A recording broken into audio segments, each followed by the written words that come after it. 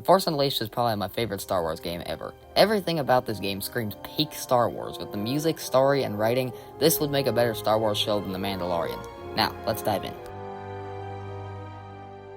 I'm including spoilers here, so watch this part at your own risk, but the story follows Darth Vader's secret apprentice, Starkiller, who was taken from Kashyyyk as a child to be trained as Vader's Sith apprentice.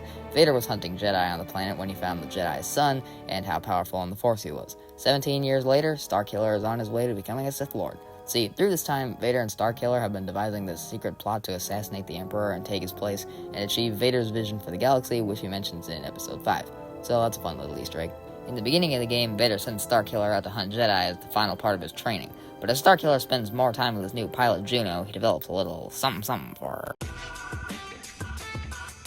As Starkiller hunts and kills more Jedi, they start to kinda get in his head. He manages to kill most of them, but the stuff they say about how the Sith always betray each other and Vader won't always be your master starts to make him doubt his relationship with the old Vader.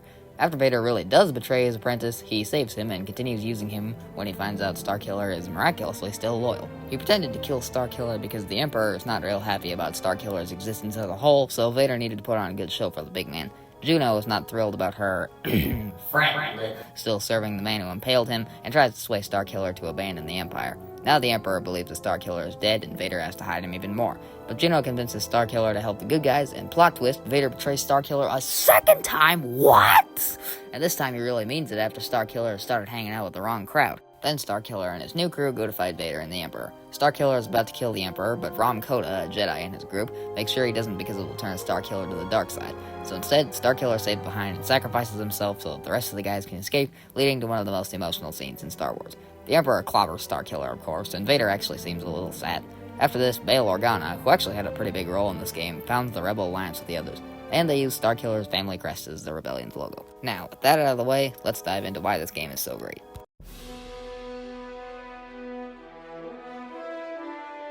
Your power is wasted with him. You could be so much more. You will never convince me to betray my master.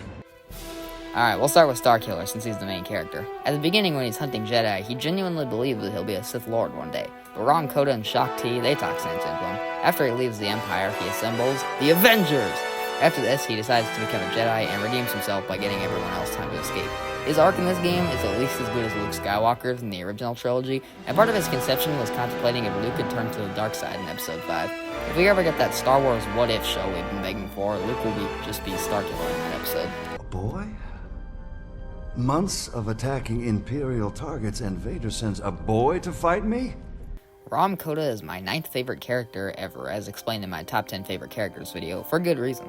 He starts out as a runaway Jedi hiding from the Empire, and after getting defeated by the game's protagonist, gets his connection to the Force damaged. He then falls into a transport ship that takes him to Nar Shaddaa, where he turns to alcohol to ease the loss. He reaches the same level as a Mom's Basement Discord moderator until Starkiller, the main character, recruits him to be part of the rebellion.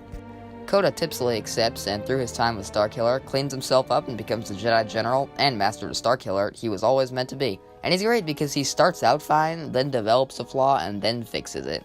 He just has this really unique arc as a character and works better than anyone else in the game. I mean, The Force Unleashed has probably the best story out of any game I've ever played, and practically everyone has an arc. He's also supposed to be a samurai Jedi, which is cool because old Japanese samurai movies are what inspired Star Wars in the first place. And besides, tell me this is not the coolest frickin' lightsaber in the whole Star Wars universe! Sometime soon, you will decide the fate of the rebellion, not your master. And when you're faced with that moment, just remember that I too was forced to leave behind everything I've ever known. Juno eclipses Starkiller's pilot and later girlfriend, who he gets like 1 minute with as romantic partners, but whatever. She graduates at the top of her class in the Imperial Academy and becomes such a good pilot that even Vader takes notice and puts her in charge of the Rogue Shadow, Starkiller's ship. She does have a pretty good redemption arc, but not better than Starkiller. But her arc is basically there to aid Starkillers, because right after they get betrayed by Darth Vader, she loses her loyalty to the Empire right away, but Starkiller sticks with them, showing Starkiller's insane loyalty to those who raised him. I'd hoped that using an older training module would catch you off guard and allow me to finally kill you. I'm sorry I failed you again. Well, I'm sure you'll keep trying. Proxy might be my favorite droid from Star Wars. He's Starkiller's only real friend at the beginning of the game, and all he really does in the game is tell Starkiller and Juno about the target they're currently going after. But off-screen, he's Starkiller's training droid and a lean, mean killing machine. Vader programmed him to kill Starkiller given the chance, which just shows how intense Vader is on his apprentice. But other than that, Proxy is pretty much just C-3PO. But he does deliver one of the most iconic lines from this game. You still serve me.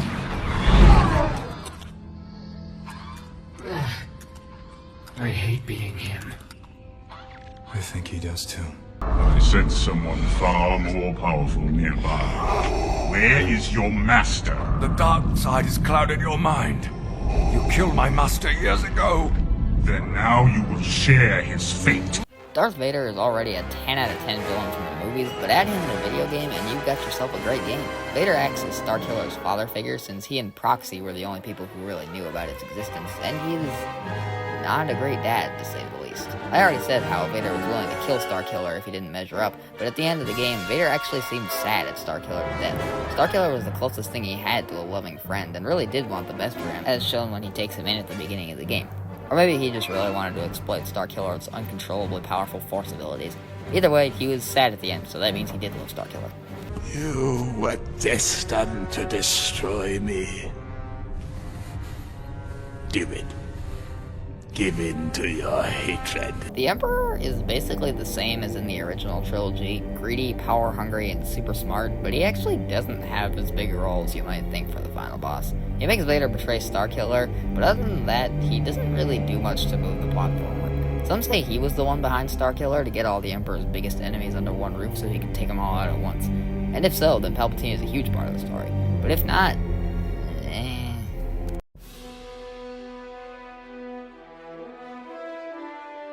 All the scores in this game are instant bangers. It's as simple as that.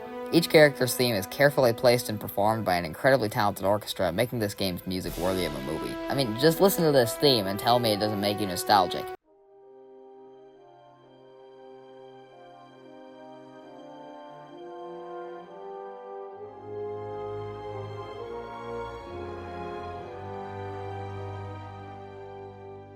I mean, no matter how bad it's the story, Star Wars always manages to get killer music. Even Rise of Skywalker had good music, even though there were a few things that were maybe not as high quality.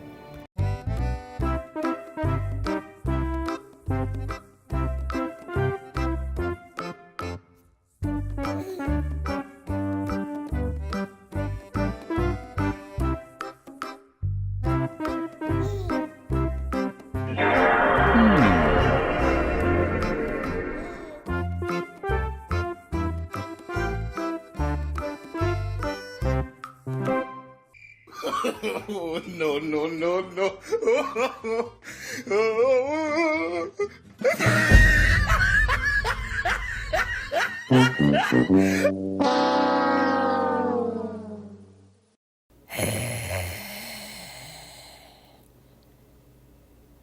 Do you ever just, like, wish that Disney went out of business in the 70s?